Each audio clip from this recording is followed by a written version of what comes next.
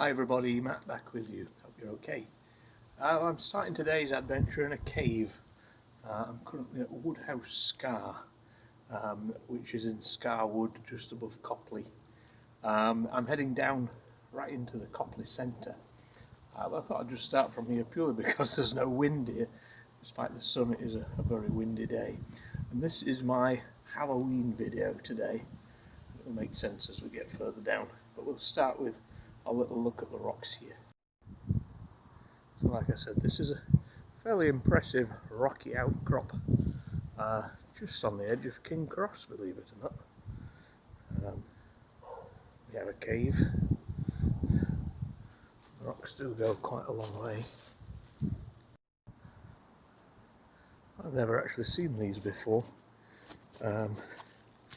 so it's just a coincidence that I've come across them today, but yeah, suitably impressed. Certainly never expected to find these at King Cross.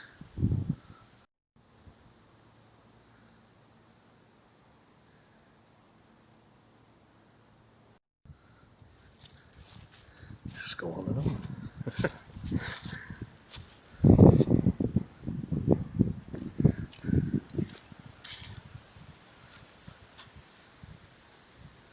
Okay, well, like I said, the rocks aren't officially what we're filming today, so let's head down to Copley.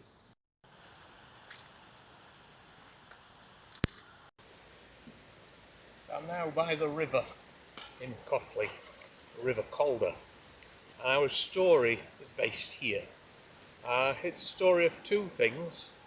One is a bridge, and one is a girl. Now the girl is called Lucy Gray, and she and her family lived up in Norland, up on the opposite hillside to the river, at the end of the 1700s. The bridge was called Sterne Bridge, and it linked this side, kind of the King Cross side, to the Norland side. Despite the fact that the bridge was about in the 1700s as well, and 10 years too late, it was demolished in 2012 due to housing and the need for a better road system. So we'll head to the bridge first, or what's left of it, and our story continues from there. So this map, which shows the bridge going across the River Calder, you can see where it says the location of the original Sterne Bridge. That's what we're looking for. I'm not sure if it's accessible, but we're going to have a go. So I'm hoping this path takes us to where we can be. Not sure if I should even be on here. Let's see. Thankfully it does. So this is the remains of Sterne Bridge, which was originally a small wooden bridge, was replaced by this concrete bridge around 1912 or 14, but was demolished in 2012. But there are some remains here. So this would have been the edge of the bridge, just here.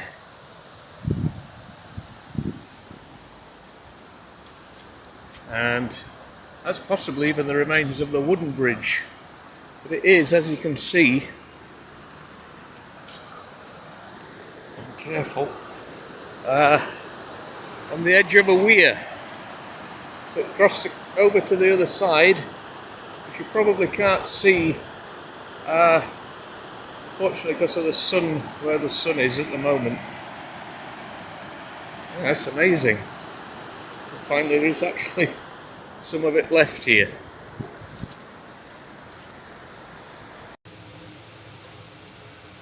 So what is the connection between Sterne Bridge and our story of Lucy Gray? Well, as I said, Lucy, end of the 1700s, lived on the hills going up to Norland, not far from here. And this particular day was a very stormy and snowy day, blizzards, etc. Apparently by 2 o'clock in the afternoon it had actually got dark, but her mother had gone to town. So her father asked Lucy to take a lantern and head down the hillside as a light, as a guide for her mother to head back to the house safely. And she was quite happy to do this to ensure her mother got home safely. However, her mother did get home, but there was no sign of Lucy. Her parents called into the night, but never got a reply. In the morning, they looked out. The place was still full of snow. And they noticed on the floor footprints leading from their house down the hill. Naturally, presuming that they were the footprints of their daughter, they followed them across the field, and then in the distance they could see the bridge, and indeed the footsteps in the snow went up onto the bridge, right into the middle, and vanished. Almost like Lucy had levitated from that spot and disappeared. No more footsteps could be seen beyond that spot at the top of Sterne Bridge. Poor Lucy was found just a few days later in the river. So nobody knew what happened to Lucy, why she'd suddenly vanished from the top of the bridge. Could she possibly have been blown into the air, a sudden gust from the blizzard? Probably seems likely. However, the story of Lucy didn't end there, and is still remembered today, and even discussed in schools, due to the fact that the story was picked up on by one William Wordsworth, who was a poet at the time, and he told the story of Lucy Gray. Oft I had heard of Lucy Gray, and when I crossed the wild, I chanced to see at break of the day the solitary child. No mate, no comrade Lucy knew. She dwelt on a wide moor, the sweetest thing that ever grew beside a human door. You yet may spy the fawn at play, the hare upon the green, but the sweet face of Lucy Gray will never more be seen. Tonight will be a stormy night. You to the town must go, and take a lantern, child, to light your mother through the snow. This, father, I will gladly do. 'Tis scarcely afternoon, the minster clock has just struck 2, and yonder is the moon. At this the father raised his hook and snapped a faggot band. He plied his work, and Lucy took the lantern in her hand.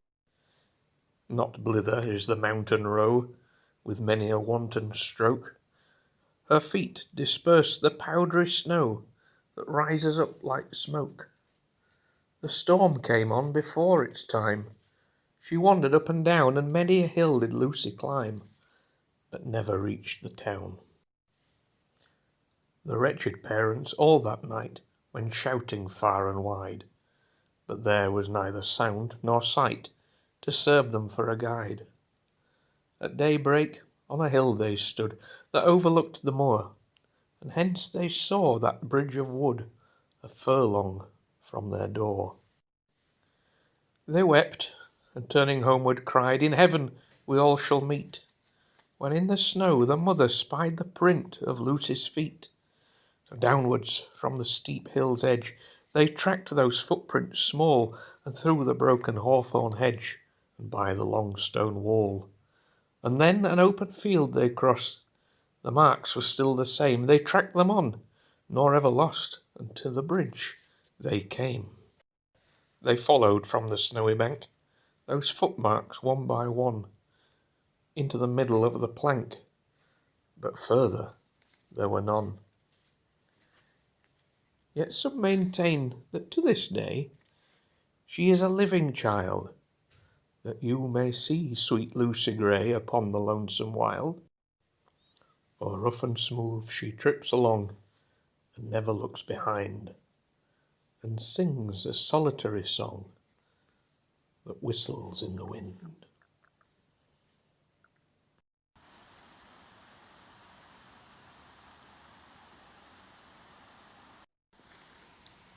So there we are. Thanks to Wordsworth's poem, the story of Lucy Gray lives on 225 years after it happened. As does, it would seem, a ghost.